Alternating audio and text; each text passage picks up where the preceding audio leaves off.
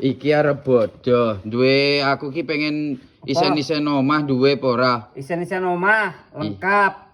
Wis enek nggon lungguhe. Kaya apa jajal wi? Jan mau mending ki pas gawe bodoh karo tahun barunan. Jajal sepilno. Lho pertama. Bayo. Tanganane sak kentol Wih, gini. gadine kaya ngene wi. Yo, ki nomor 1. Nomor 1 wi. Sudut. Nomor 2 meja makan. Jajal. Nek mangan ben gak ndongkrong ngono kae. Bae, mending iki glowing. Bahane apa to ngene iki, Mas? Bahane kayu jati kabeh. Oke, Iki iki. yo kayu jati, iki yo kayu jati.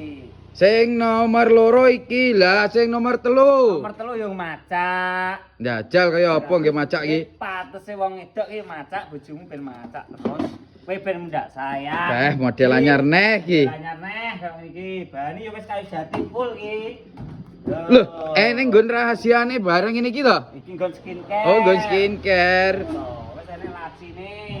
Wis enek kotake ngisor apa? Bonus kursine. Kursine. Iki bahane ya wis kayu jati.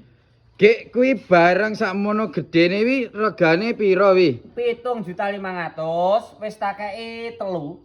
1, 2, 3. Nah, kene penak karo lungguh nyantai. Iya to.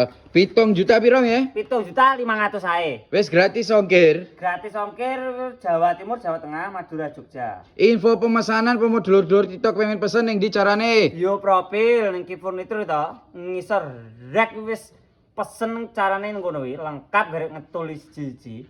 Oke. 7.500.000 dapat 3 barang.